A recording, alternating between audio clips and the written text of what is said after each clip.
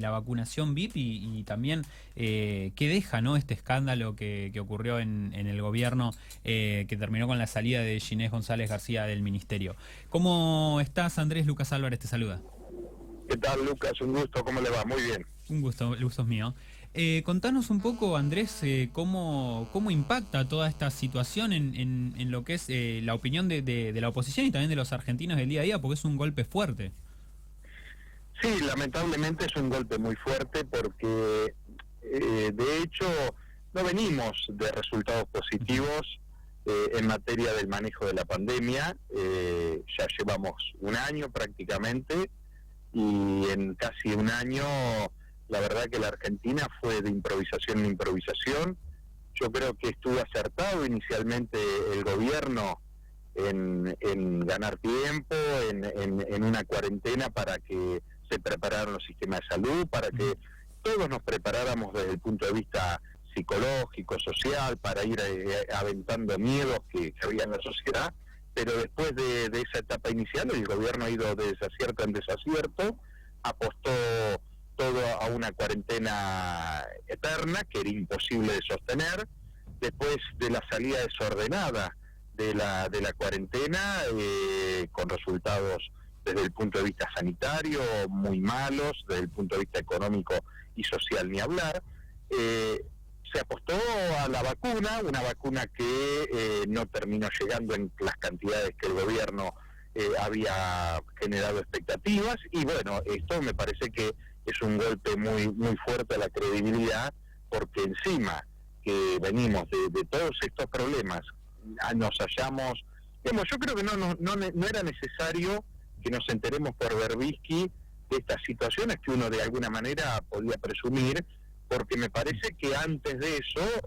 hubo un mal manejo y una mala decisión de tratar de utilizar políticamente el proceso vacunatorio en beneficio del partido de gobierno, más precisamente de la Cámpora. Y bueno, lo que habíamos visto en distintos lugares del distrito de la provincia de Buenos Aires, que entiendo que se ha replicado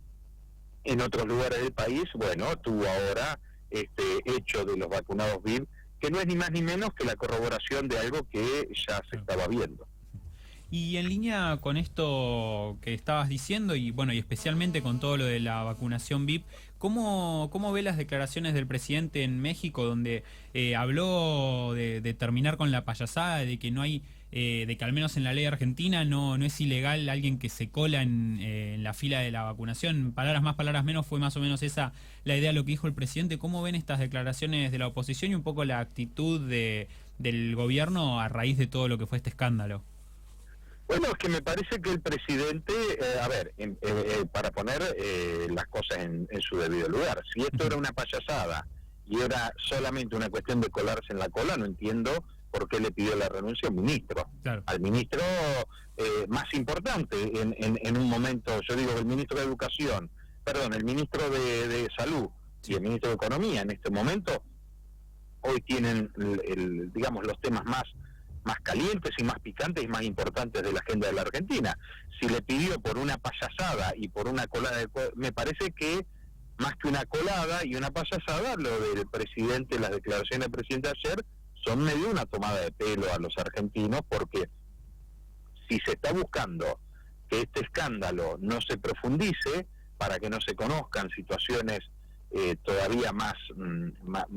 serias que las que hemos conocido, me parece que el presidente va por mal camino. Yo creo que el presidente lo que debe hacer es profundizar ahora un proceso de transparencia en el proceso vacunatorio, hablarle a los argentinos con la verdad, no generarle expectativas respecto de situaciones que terminan siendo, digamos, después una decepción, un fracaso, como tantos anuncios que se hicieron, que en Argentina se fabricaba la vacuna. Ahora resulta que de la vacuna que se fabrica en la Argentina no queda ni siquiera una dosis para vacunar a un argentino. Y bueno, me parece que después también dejar actuar a la justicia. La justicia deberá evaluar las responsabilidades del caso, y está claro que yo no soy un abogado, ni mucho menos un penalista, pero estamos ante una situación que no es meramente una colada, sino que estamos en un proceso que ha afectado al tema de la salud pública, y no nos olvidemos que el mismo decreto del presidente, los decretos del presidente hablaron de la importancia y la necesidad de enfrentar una pandemia, y es el mismo Código Penal que establece que quien generara situaciones que alenten o propaguen una pandemia tienen una condena penal que va de 6 meses a 2 años de prisión. ¿Y creen que todo este escándalo va a marcar en lo que es la opinión pública como una especie de antes y después, si se quiere, porque ya se venía viendo, ¿no?, que por lo menos en las encuestas la imagen del gobierno iba bajando? Previo a esta nota hablábamos con un consultor y decía que cuando parecía mesetarse la situación de caída vino esto y empezó a caer de vuelta. ¿Piensan que esto va a ser un fuerte golpe o se va a ir olvidando con el tiempo, y principalmente también pensando de cara a las elecciones de este año? Yo la verdad que no lo sé, porque después la reacción de la gente, seguramente la gente va a sopesar muchas cuestiones. Lo que yo no tengo ningún lugar a dudas, que en la enorme mayoría del pueblo argentino esto ha caído como un golpe muy duro, y la verdad que uno no espera que estas cuestiones sean las que terminan definiendo o definiendo el peso de una elección. A uno le gustaría que la Argentina tuviera digamos, alternativas, propuestas, cuál es el país que queremos, que pongamos en la agenda los verdaderos problemas que tiene y que arrastra la Argentina hace décadas, por las cuales la Argentina no deja de parar en su caída y en su aumento de la pobreza, cómo ha caído estrepitosamente el trabajo durante muchos años, cómo podemos hacer de este país un país que crezca y que genere riqueza, que genere progreso, y no estar discutiendo estas cosas. Pero tampoco uno puede dejar de dejarlas pasar, porque me parece que estas son cuestiones que también hace a la cuestión medular de cómo se concibe el poder en la Argentina. Y esto me parece que va a tener un peso, y yo estoy convencido que le va a generar un perjuicio al gobierno, porque efectivamente se apostó muchísimo. El gobierno ha apostado muchísimo a mostrarse como un ejemplo en el manejo de la pandemia, y la verdad es que los números son muy malos en materia de contagios, en materia de lamentablemente, de la cantidad de fallecidos. Hemos superado los 52.000 fallecidos en la Argentina, no tenemos la cantidad de testeos, no tenemos un horizonte claro, y se apostó definitivamente a la vacuna como el remedio y la receta que iba a terminar con esta pandemia, y bueno, esto constituye, yo diría, un golpe muy muy fuerte a la credibilidad en el proceso que lleva adelante la gestión de Alberto Fernández. Y ya como para ir cerrando, Andrés, si bien un poco a lo largo de toda la nota lo dejamos entrever, pero bueno, una opinión de lo que fue previo a toda todo este problema de la vacunación VIP, la opinión acerca de lo que fue la gestión de Ginés, y si creen que el cambio, el reemplazo por Bisotti es más de lo mismo, o si puede llegar a generarse un cambio, o es algo más bien para que la gente que estaba enojada diga, bueno, por lo menos sacaron al ministro. No, está claro que esto es más de lo mismo. El corrimiento del ministro obedece a un escándalo, claro, pero no ha habido en toda la gestión, ni de Alberto Fernández ni de Axel Kicillof en la provincia de Buenos Aires, por lo menos una autocrítica de cómo se ha manejado la pandemia. Por el contrario, tanto el presidente como el gobernador viven reivindicando cuál ha sido la actitud frente a la pandemia, pero me parece que los resultados lamentablemente ya corroboran que ha habido una muy mala estrategia. Reitero, inicialmente uno entendía que todos teníamos que prepararnos, aprender, convivir, cómo convivir, pero durante todo este tiempo no ha habido, en principio, no ha habido una mesa interdisciplinaria para afrontar cómo íbamos a afrontar la pandemia, cómo íbamos a ir preparando los protocolos, cómo íbamos a ir preparando una salida ordenada de la cuarentena, esa cuarentena estricta. Resulta que estuvimos en cuarentena estricta con